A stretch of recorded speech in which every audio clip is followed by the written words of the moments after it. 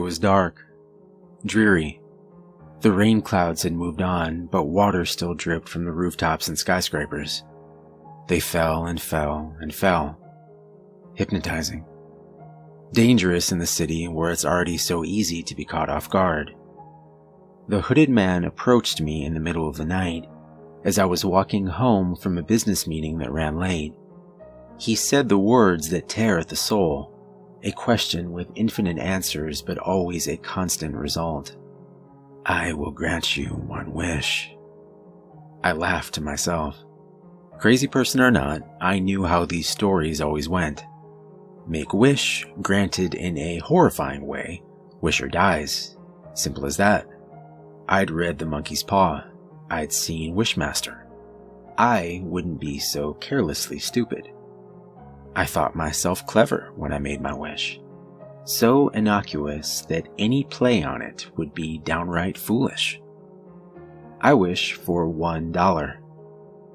Had it been a crazy person, even he could have granted this wish. But it was no crazy person.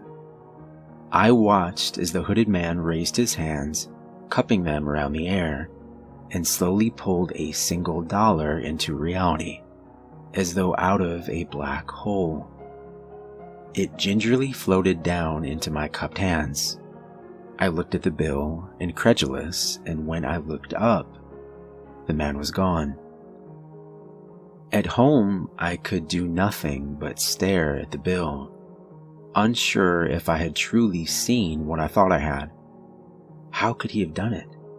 Was he really a genie of some sort? Was this bill even real, or am I just dreaming?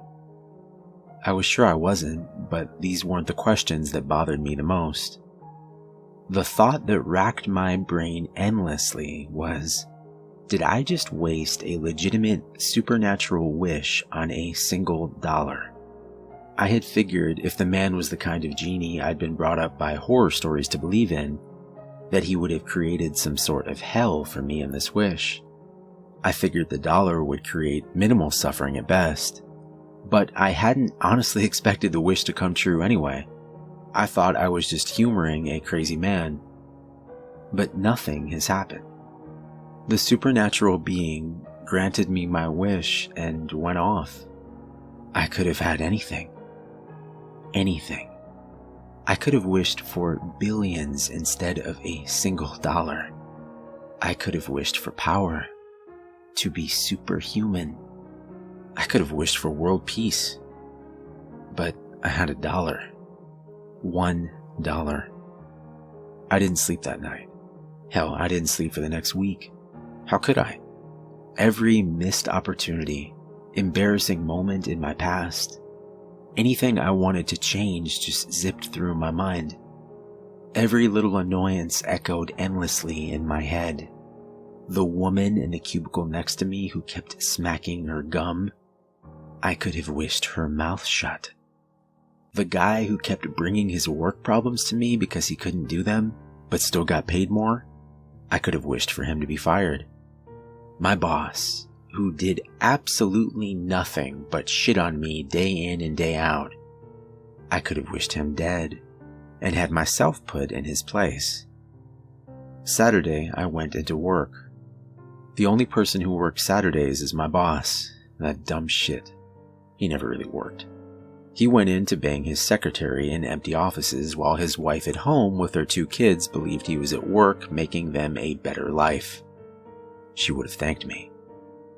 The stapler on my desk would do the trick. I caught the secretary coming out of my boss's office. The back end of the stapler gashed right into her temple. She was out cold.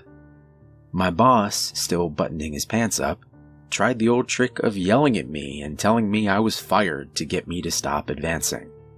But I could see the fear in his eyes. He couldn't even work his zipper right. I pushed him onto the desk, grabbed the fountain pen, and stabbed him in both of his eyes. This time, not so quick as a bash to the head. As he writhed on the desk, I took my rightful seat at his desk. This is what my wish should have been, I thought.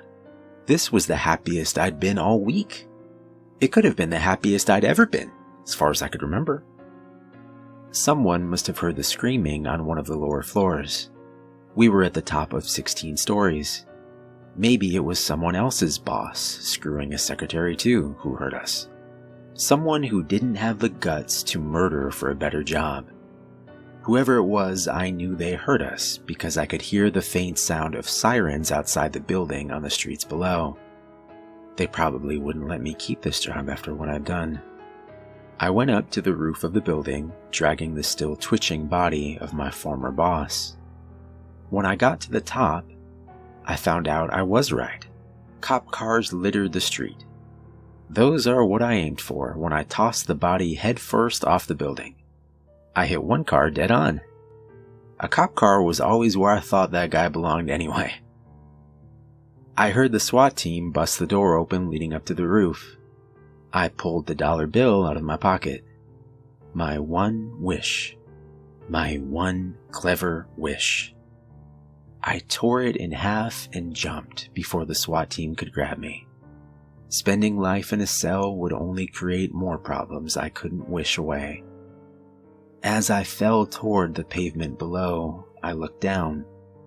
In the midst of the police, no one seemed to notice a hooded man with glowing red eyes standing directly below me, arms wide as though he were about to catch me.